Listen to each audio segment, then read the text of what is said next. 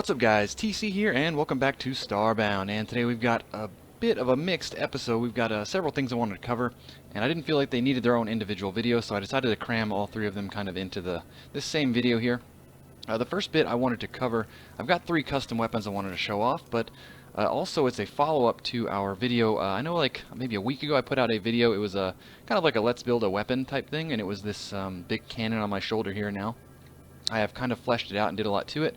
And I know I said I was going to build it on camera. We had some recording issues, and I screwed up my audio, and it's not really salvageable, so I apologize on that. I'm still working on the best way to record those type of episodes, and the best way that is for you guys to like watch it so that it's enjoyable, but I don't cut out too much. So I'm still working on it, so kind of just cut me a little bit slack there. I'm going to figure something out. But I wanted to at least show off what I did with it. I've got 2 other weapons I wanted to show off, and I've also got a big announcement coming up.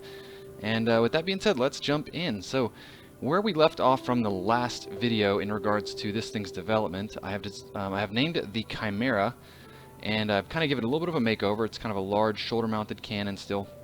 And as you remember last time, when you shoot it, it explodes and it would spawn a little power-up. In fact, it would spawn a Nova effect. And the Nova effect it basically kind of runs away from the player, and it's up to you to try to grab it, right? Well, I decided to go a little bit of ham with that and try to experiment and see how what kind of weapon I could make, and I ended up it's really fun actually. So I added I think 9 different power-ups in there, and it will randomly choose one every time you shoot. So essentially it explodes, blows the enemy back, and this power-up spawns, and you can go grab it, and when you get it, you'll get the power-up and the effect. But it's interesting because it changes the way you play the game, because sometimes you might get speed, sometimes you might get power, sometimes you might get like a jump boost or like a defensive ability like Thorns or Nova. So we're going to spawn a couple in here and kind of see what we can get. Now, one thing to point out, the odds on this, so there are 8 primary abilities like speed, jump, I think health regen, shield. There's 8 of those, and then there's a 9th one that is it's kind of like the Mario star, and it gives you basically all of the status effects at once. However, it's much more rare, so I'm gonna hope that we can get it to spawn in. So we're gonna shoot a few of these rounds in here. So this is the shield. So when we get this one, you'll see we get the shield status effect. Shoot another one. This is Thorns. You can't really see it on the green background. Here's the Nova effect, which is gonna start stacking up our defensive abilities. This is the health regen. This is the damage boost. And I've kind of figured out a little strategy. Like the best way to get them is to try to drop onto them, because if you try to run them down, it can be kind of hard. Like the jump one here. Yeah, so as you can see, we're getting some pretty good power-ups, but I want to get the special super one here. There it is. So as you can see, it's this like glowing star, and we got a ton of power-ups now. We got energy regen, glowing, damage, speed, regeneration, thorns, and jump boost. So the player's basically a tank right now. He can get off multiple shots more quickly. He can track stuff down faster because he's faster. He can jump higher. He can shoot more shots because his energy pool's bigger and regens faster. So if you get that little star, you definitely want to get it. But I did balance it. So what I did, it's really hard because I use this. It's an action in the projectiles. It's called action option, and it basically allows you to. The game will select like randomly from a pool of projectiles that you chose. The problem is you can't like manually weight them. So I can't say like, oh, this star has a 5% chance to spawn and this has a 20% chance to spawn. The only thing you can really do is manipulate the odds by putting things in twice. So the way I ended up doing it, because at first I had all 8 original projectiles and then the 9th power-up that was like the super strong one. But what it really meant is that there's a 1 in 9 odds that you get the super one, and a 1 in 9 odds for all of them. So what I did is I doubled all of them except for the star. So essentially there's a 1 in 17 chance for the star to spawn, and there's a 1 in 8 chance for everything else to spawn. So it's a little more balanced that way. I noticed that when I was play testing it, you got the star a little too often, so I tried to rebalance it that way, and it's a super fun weapon. It really kind of changes the way you play, because you'll find when you start getting like defensive things, you'll kind of find yourself getting closer to the enemies and messing them up more. Whereas if you get something like a damage boost, you'll just try to do as much damage as you can. The speed and jump ones, you'll see it's easier to try to get around the map and activate these little the map bonuses and stuff like that. And it's also easier to get more power-ups because you're faster and can jump higher. So So it's kind of cool because they cascade together, and it gives you a lot of like really cool effects. In regards to the secondary, I did settle on something. Someone pointed out in the comments of the last one that I should add some kind of mobility-based secondary.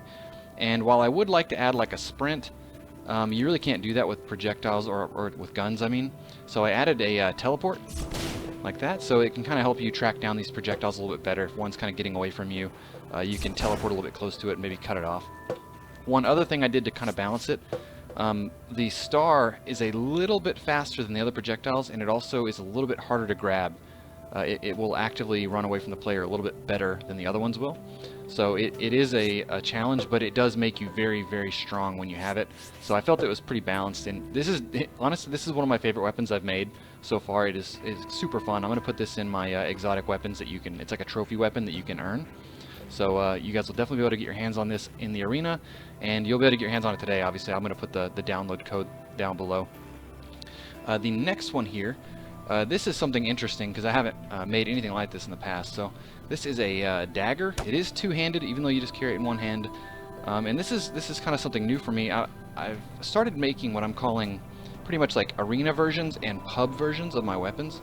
So you'll see here I have two versions of this and two versions of our next item. So this one here it's a dagger, and it's very strong. It's just got a very small hitbox, and it's very, very close to the player. So let's spawn in a monster here. There you go. It's poisonous. You won't really see it much on this Bobbot because it's a robot and you can't poison it. But the hitbox is very, very close to the player. It is kind of hard to use, but it is very, very strong as well. So I feel like it's pretty balanced. It also has this kind of glowing, pulsating light to it, right there. And you can kind of click it to do little knife tricks. But the interesting thing with this, and the reason I had to make a pub version and an arena version, is I made the secondary a ability to teleport through walls. So you'll see that you can teleport out of this wall here. And it's even more interesting because it's not just kind of going through it. If you go through and you switch weapons, you're just out there.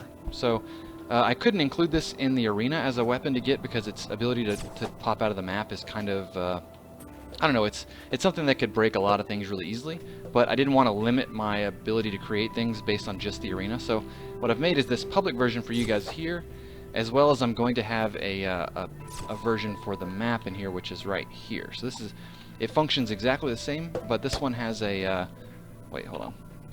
This one has a, the secondary teleport doesn't go through walls, it just teleports you straight forward. And it's a little bit longer, so you'll see it brings us about from this yellow thing to this yellow thing. So it's pretty far, and you can do it pretty quickly as well, so it's kind of big on the mobility aspect of it, but it still kind of stays true to the original. But the original, just being able to teleport through walls is just kind of too strong. And the way you use it is it teleports you a set distance every time, and there has to be something for you to land on. So like we won't be able to use it up here because there's nothing to land on. But down here, you'll see I think it's always 10 blocks. And all you do is switch weapons when you get to the side. Otherwise, it'll teleport you back after 3 seconds. So we don't switch, and we'll go right back. There you go. But now if we do switch, it'll just kind of let us, it'll unlock us so we can move around. Which kind of brings us to our next weapon here. So this is something I've been wanting to remake for a while now. So this is the Omega Manipulator, and this is another one I had to make 2 versions of. So yeah, we'll just show off this one first. So this is the arena version. So you spawn it in, and it generates this little gravity ball. Oh shit, this is the one that breaks stuff. Hold on. So sorry about that. Let's replace this. There we go. Let's put this stuff back. There we go. So this is the regular version. The one for the arena, it will not break anything. And essentially it generates this gravity ball. And you can manipulate monsters and enemies. And you can't manipulate the player, but you can pick them up and you can drag monsters around and put them wherever you want on the map. You can drop them in lava. You can just kind of take them out of the fight altogether. And the secondary spawns it's a drone. And it's a guidable thing. So it spawns in. And you can kind of guide it. And it's kind of cool because it allows you to shoot around corners like this. And when he walks into this, he's going to blow up. There you go. So it's really cool because it has 2 fire modes. You can spawn the drone and use it to shoot stuff, which is kind of the preferred method. You'll get a lot more damage output this way. Or if you just want like really quick damage, you can spawn it directly on them but it's not going to be as strong. Like, that was 125 damage, but you'll quickly get 125 damage out of this. Like, we're already over 125 damage. So, if you need really, really quick damage, you can just spawn it right on them. Otherwise, you spawn in the drone and use it to kind of unleash a lot of damage on them. Now, in regards to the different versions of this thing, let's pop out of here, and let me make it a little brighter. Here we go. And let me show you what this thing, the original intent, and the reason I can't use it in the arena. So it's supposed to be like a better version of the Mana Manipulator, Gravity Ball, and you can mine with it.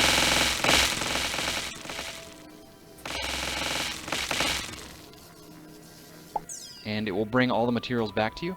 It's pretty awesome because it will, it'll break chests and items and anything else, and it'll pick them up and bring them over to you. So another demo over here.